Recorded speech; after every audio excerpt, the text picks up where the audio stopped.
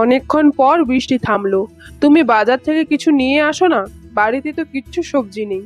কিন্তু কাছে তো কোনো টাকা নেই, কি করে বাজারে সবজি কিনতে যাব বলো তো? তুমি যাও না, যদি ধারে কিছু সবজি পাও। ঠিক আছে বউ, আমি যাচ্ছি, যদি ধারে কেউ সবজি দেয়।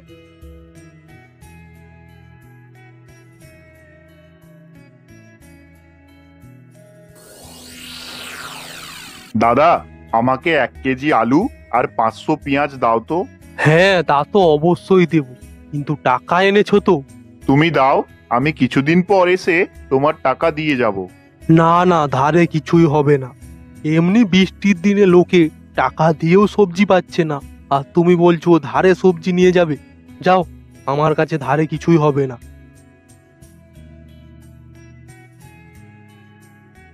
কি গো গোপালদা, বাজারের দিকে গিয়েছিলে বুঝি? বাজারে তো গিয়েছিলাম, তা বল তুই কোথায় যাচ্ছিস? আমিও তো বাজারের দিকেই যাচ্ছি। বাড়িতে একটুও সবজি নেই, তাই বৃষ্টি থামতেই সবজি কিনতে বেরিয়ে পড়লাম। হ্যাঁ, মেঘের যা অবস্থা, যখন তখন বৃষ্টি শুরু হতে পারে। তুই তাড়াতাড়ি সবজি কিনে বাড়ি ফিরে যা। বলছি, বাজারে সবজির দাম কিরকম? আর বলিস না, বৃষ্টির জন্য সবজির দাম দ্বিগুণ হয়ে গেছে। কি বলো কি, সবজির দাম দ্বিগুণ হয়ে গেছে? বৃষ্টি শুরু না হতে হতেই সবজির দাম দ্বিগুণ হয়ে গেছে। আর কিছুদিন পরে এমন দাম বাড়বে যে আমরা তো সবজিকে ছুঁয়েও দেখতে পারবো না। ঠিক আছে, আমি যাচ্ছি, বাড়ি থেকে অনেক আগে বেরিয়েছিলাম।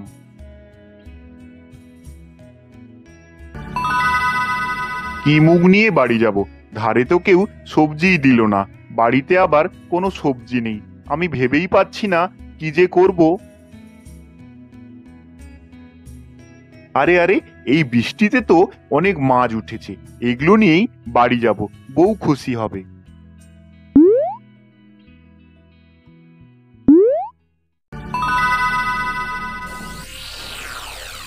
চলো বাবা, ভাত হয়ে গেছে, খাবে চলো।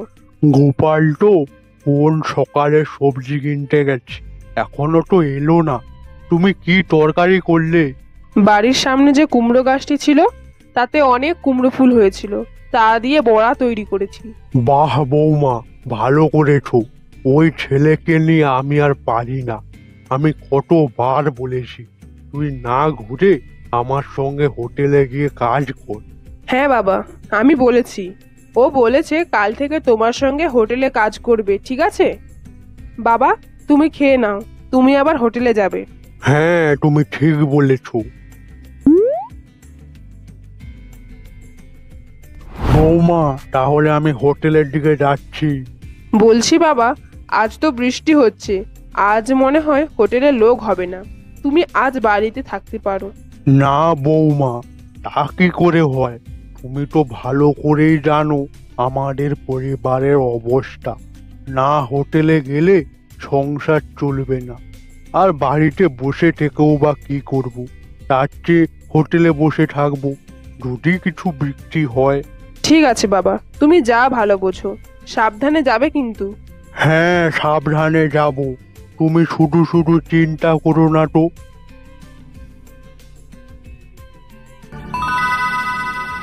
বাহ, অনেক মাছ পেলাম, বউ দেখে খুব খুশি হবে। যাই, বাড়ির দিকেই যাই।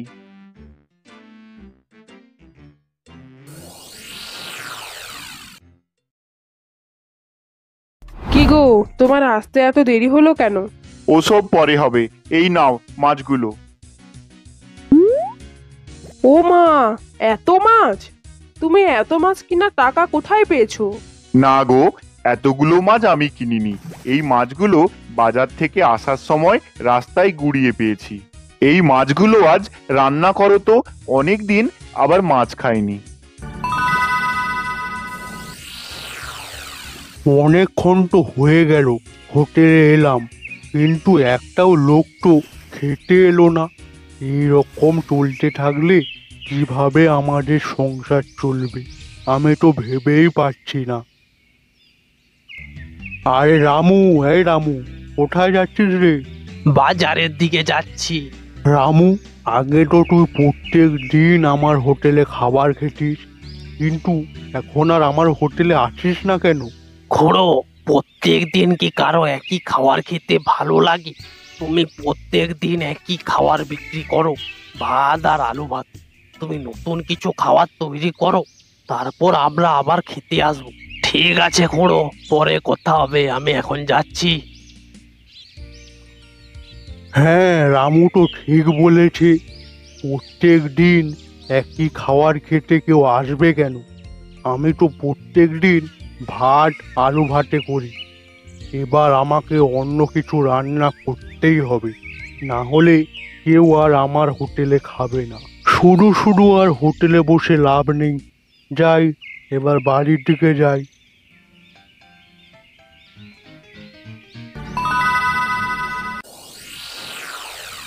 বৌমা, আজ কি রান্না করেছো? এত সুগন্ধ ছড়াচ্ছে। তোমার ছেলে আজ অনেক মাছ ধরে এনেছে, সেই মাছ রান্না করেছি। দাও দাও দাও, আমাকে তাড়াতাড়ি দাও। কতদিন পর যে মাছ খাবো। বাহ, অনেক দিন পর মাছ পেয়ে অনেকগুলো ভাত খেয়ে নিলাম।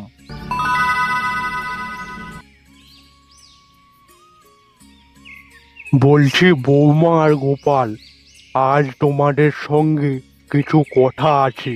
বলো বাবা, কি বলবে? হ্যাঁ বাবা, বলো কি কথা বলবে। বলছি, দোকানে আর লোক আসছে না। প্রত্যেক দিন তারা একই খাবার খেয়ে খেয়ে বিরক্ত হয়ে গেছে। তাই তারা এখন অন্য কারো হোটেলে গিয়ে খাচ্ছে। প্রত্যেক দিন ভাত আর আলু ভাতে কাদের ভালো লাগে বলো? হ্যাঁ, তা তো ঠিক। প্রত্যেক দিন একই খাবার কি কারো ভালো লাগে? বিরক্ত তো হবেই।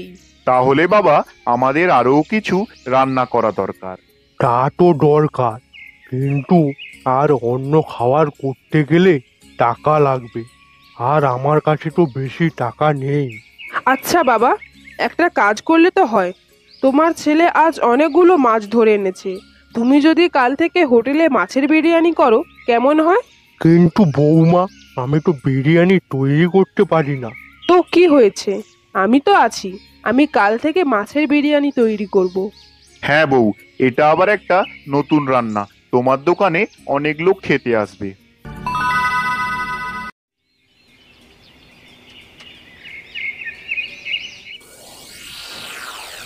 বিরিয়ানি খেয়ে যাও, বিরিয়ানি, মাছের বিরিয়ানি, একদম নতুন স্বাদে। খেয়ে যাও, খেয়ে যাও, মাছের বিরিয়ানি।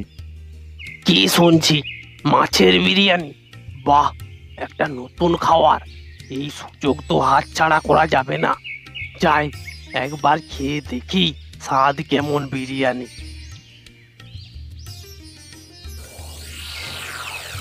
গোপাল, তুই মাছের বিরিয়ানি আনতো, খেয়ে দেখি কেমন। হ্যাঁ, এক্ষুনি দিচ্ছি।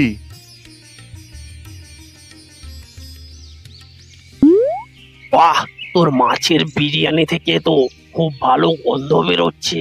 শুধু গন্ধ নিলে হবে, খেয়ে তো দেখো স্বাদটা কেমন। বাহ, সেই স্বাদ, পুরো যেন অমৃত খাচ্ছি। যাই বল, তোর হাতে কিন্তু জাদু আছে।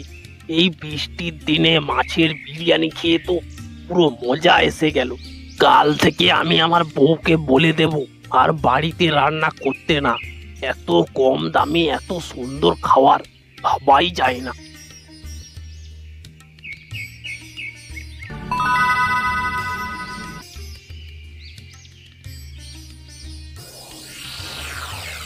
গোপাল, আমাকে বিরিয়ানি দে তো, খেয়ে দেখি তুই কেমন রান্না করেছিস। হ্যাঁ, এক্ষুনি দিচ্ছি।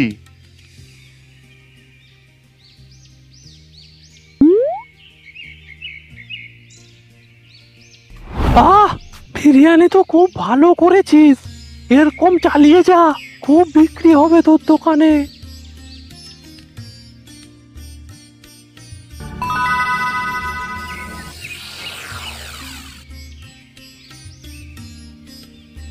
বউ, এই নাও আজকের রোজগার।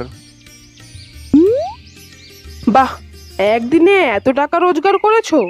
বউ, তোমার হাতের মাছের বিরিয়ানি খেয়ে তো সবাই খুব প্রশংসা করছে।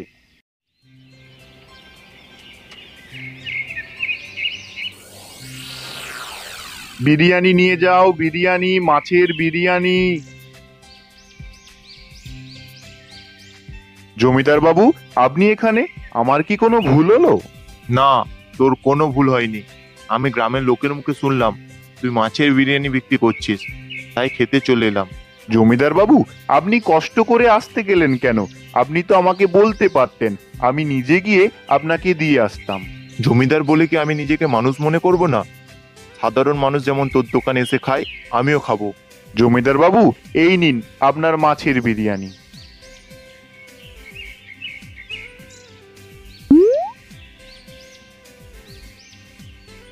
বাহ, খেয়ে তো পুরো মজাই এসে গেল। আমি আগে এত সুন্দর বিরিয়ানি কোনো দিনও খাইনি।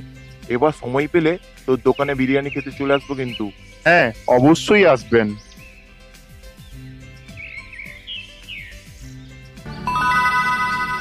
এবার বাড়ি ফিরে যাই।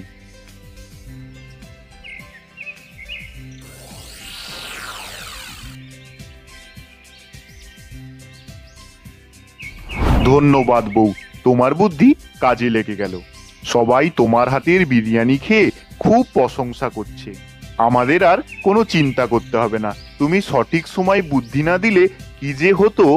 না না না, তোমাকে আর প্রশংসা করতে হবে না। না না, আমি কোনো প্রশংসা করছি না, যেটা সত্যি আমি সেটাই বলছি।